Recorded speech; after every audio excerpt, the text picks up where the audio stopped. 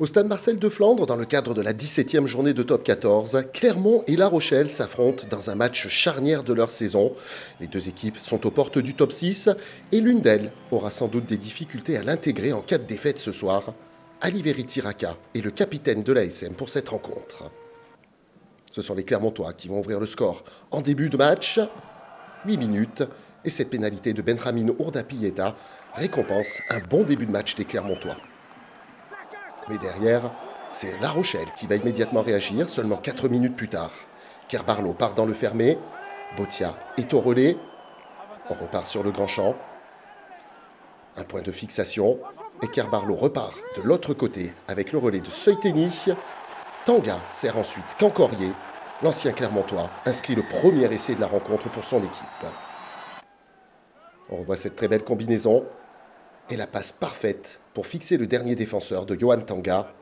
Cancorier permet à La Rochelle de mener 7-3.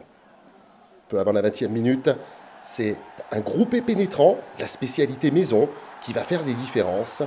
Georges-Henri Colombe porte le ballon, renverse deux défenseurs clermontois et inscrit le deuxième essai de son équipe. Le break est fait pour cette équipe de La Rochelle et Georges-Henri Colombe, appelé à retrouver l'équipe de France, efface Yerim Fall et Sowakula pour venir permettre à son équipe de mener 14-3. À la demi-heure de jeu, La Rochelle enchaîne. Au pied des poteaux, on fait le choix de partir sur le côté après le carton jaune de Sowakula. Teddy Thomas évite un plaquage et sert parfaitement Jules Favre pour le troisième essai, déjà synonyme de bonus pour les Maritimes. Il peut avoir le sourire Jules Favre. Son équipe est en train d'exploser, mine de rien, cette équipe de Clermont. Le tchic-tchac de Teddy Thomas est parfait et le soutien de Jules Favre qui permet de mener 21-3.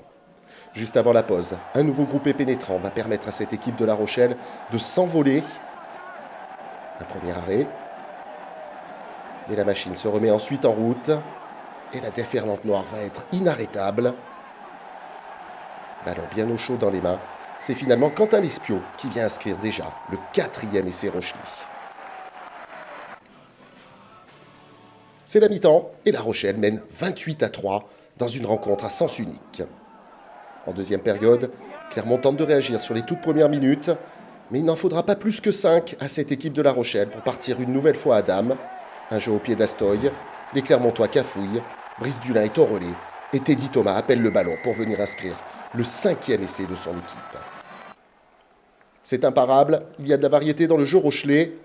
Un Brice Dulin étincelant et un Teddy Thomas qui file plus vite que le vent pour permettre à La Rochelle de mener 33-3, puis 35-3 après la transformation. Brice Dulin étincelant dans les airs, dans le jeu au pied et toujours bien placé, comme sur cette action, pour permettre à son équipe de faire des différences. À 8 minutes de la fin de la rencontre, sur ce long dégagement de Jules Plisson, Dylan Leeds a des envies de retourner dans le camp adverse. Le Sud-Africain est victime d'un gros plaquage, mais derrière, son coup de pied est parfait. Et c'est Bergeon qui va venir sceller le score définitivement d'un 6e essai dans cette rencontre. Thomas Bergeon, qui permet à cette équipe rochelaise de franchir la barre des 40 points, malgré le gros tampon de Pesseli Yato sur Dylan Leeds. Le coup de pied était parfait. Et tout sourire, Thomas Bergeon passe encore une fois la ligne. La transformation d'Astoy scelle le score à 42-3. Le public maritime peut être content. C'est La Rochelle qui sort vainqueur avec le bonus offensif de cette rencontre et recolle au top 6. Pour l'ASM, il va falloir maintenant regarder un peu plus derrière, car les derniers du top 14 remontent très vite sur une équipe clermontoise désormais 10e du classement général.